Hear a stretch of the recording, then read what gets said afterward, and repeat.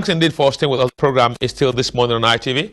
It's time we're looking at aviation matters here. We're trying to connect Mr. Gordon N. Ike via Skype, and we're hoping we could quickly get in touch with him to look at the aviation sector. Those who actually go through the sky want to look at preparation, want to look at what government is doing, want to look at all the arrangements thus far and what we believe should be done at a time like this. At the weekend, the Minister of Aviation, Hadi Sirika, led the PTF team, and Ulai Muhammad was there, and some other journalists were also there, and they looked at some of the robots that will be checking temperature, as well as being involved in general check during the COVID period when flight would be resuming, that the robot will be there to check temperature and dictate who may just be going beyond the normal temperature, and also carry out one or two functions there. And we're looking at the issue of preparation. Like Mr. Gordon Enike told me this morning during our conversation, that he also will be getting a little bit optimistic that we should change our behaviors, that for all of these things to work and work properly here, we'll look at that, and we'll look at 5 hours before foreign trips, 5 hours departure time before foreign trips. The question here is 5 hours. It's not a small thing. Some countries you are even going to, you don't go to those countries in 5 hours. That's a big question here. You don't go to those countries in 5 hours. So you'll be at the airport. If you have a flight to catch for let's say for 8 p.m. in the night, by 3 p.m. you're already at the airport. If you have a flight to catch for 12 in the morning, you will be there as early 12 noon. You will be there as early as let's say 9 you should be at the airport. Sometimes those who got early morning flight to catch, you want to catch a flight for 7 a.m. in the morning. That means you may just be sleeping there somewhere. You go there deep in the night, 2 in the midnight, commence your check-in and whatever. All of those are really difficult times, difficult moments that we would be looking at here and trying to see how best we'll do that here. But safety at the airport is very key, and somehow very top priorities would be given to all of those ones here. Even if the interstate travel ban is lifted, the question many may likely be also talking is somehow there will be need for intense advocacy in all the respective motor parks, because they need to really be in conformity with laid down rules, and also police personnel, traffic officers on the main expressways must also ensure that they check properly to see if these cars are highly compliant, so that you don't just have cars that are not compliant in the sense that they carry overload, in the sense that all the health protocols are not being observed or maintained, in the sense that there's a need for people to put on face masks, in the sense that there's need for driver to as well look at persons who are showing some symptom of COVID-19, coughing, sneezing and whatever, and report them so that people can be heavily saved when they engage in traveling. But what we are looking at largely is the issue of air traveling here, and we're hoping that once we connect with Mr. Gordon Enike, we would be doing our own thing that way, get his own views and opinions very quickly on what he thinks on the very sensitive preparation in quote now, as we are told that government is not leaving any stone unturned, that the government is committed going forward to ensure that the airport is safe, that the planes are safe to fly and when they touch down. But some have also raised the point, while all of these safety measures have been put in place, we must also ensure and look at the safety from the perspective of the aircraft itself being a safe machine to actually touch the sky and as well touch down the point of landing as well. Those are issues that will be looked. But Mr. Gordon Enike will be giving us a brief. We're trying to connect with him via Skype this morning, and we are hoping that we'll be doing all of those very, very quickly. We'll take a break. When we come on the break, should we not be able to connect with him, then we'll just be playing you a brief repeat.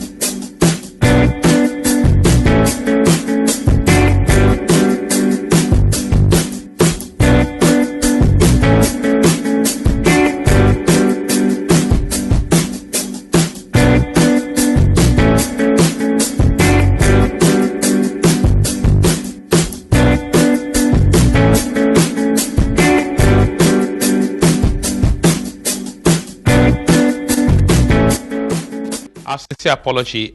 Connecting with Mr. Gordon Enike via Skype is getting more difficult this morning. Let's quickly play you a repeat of the last week edition when I spoke with him via Skype as well, and he spoke on almost similar matter.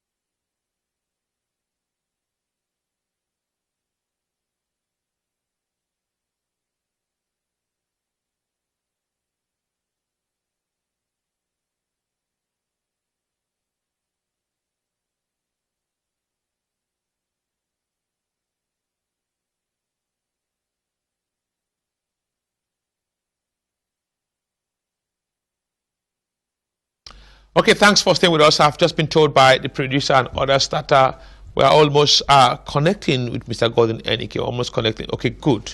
That's a good one there. We got him on the screen here, looking nice. I will try very quickly. I think it's one of the military buildings there, one of the military buildings, and we'll be talking with him this morning. Wonderful morning, Mr. Gordon Enike.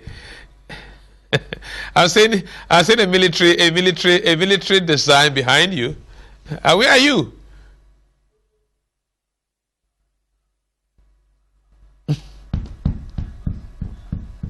My location.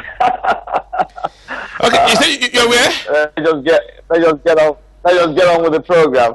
I have a clash of timing today, and I decided to be in a place where I can kill two birds with a stone. Okay, very quickly. Exactly what we're doing. Mr. Godwin, our time runs so fast. We're sorry for the connection problem that we got here. But let's quickly start off on this note here. You watch what happened at the weekend at the airport in Lagos. We saw these robots that we were shown by Aviation Minister Hadisi Rika to check temperature and others here. Let's get your take. What do you think about it? Oh, well, that's the direction the world is going at the moment. Yes, we saw the robots, looking quite impressive and behaving the way they are designed to behave. I have an issue of sustainability, which is my counsel to the Aviation Ministry, and particularly to the honorable ministers. We've got to do everything to sustain this standard. What I saw at the airport is very impressive, and we're on our way to join the international community in doing what is right with our aviation sector. So that's it. Okay, from your take now, can you tell us a little bit more? What we must work at and ensure that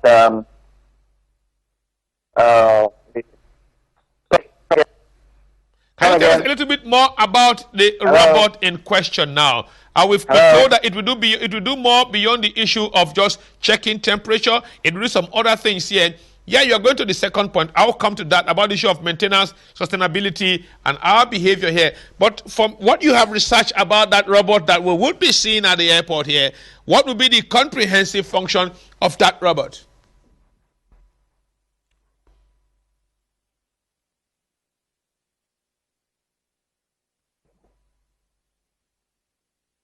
Hello? You mean the function of the robot? Yeah.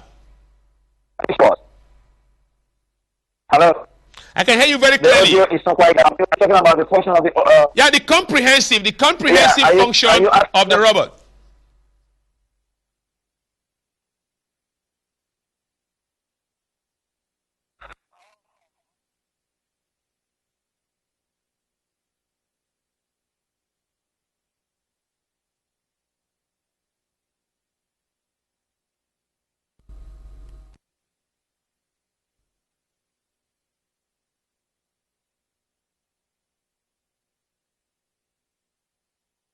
Okay, go ahead. I can't hear you clearly well here. Maybe the network is poor. I just hope they reconnect very quickly here. What I'm asking you is the comprehensive work of the robot. Very comprehensive. I know beyond checking, if it is just temperature check, that we may not be needing the robot. That may cost us so much here. But I know with time we'll be asking about the cost of the robot. We'll have to ask about the cost because many persons will want to know how much the cost will be. And many will be very worried about that and asking how much will be the cost here and what it will be. But if we can't connect to you, it will be very good for us for this morning to actually get in touch here. You've been speaking with us about it, what it will be doing here. But if the network is a little bit more friendlier, then we will be happy to reconnect with you. We'll be very happy to reconnect with you going forward here to check and understand what the function of that machine would be. The question would be maintenance. That's one thing we'll ask. How long are we going to be seeing this in our airport here? We'll ask about maintenance. Maintenance is very, very key. Maintenance is very key. We'll ask about maintenance. We don't just have a robot that you show us, and this is what the robot will be doing here, and somewhat after everything, will be seeing it once or twice. And maybe when the COVID-19 curve is slided down rather than flattened, the next thing, that off it goes. Nobody sees it again until another pandemic arises. Then we start to struggle through. And remember that we got one robot that we bought for several millions of naira. I want to go back and check if that robot is still functional. Okay, we'll take a break. When we come back from the break, the program will continue. We're still hoping to reconnect Mr. Golden Enike. We just pray we do.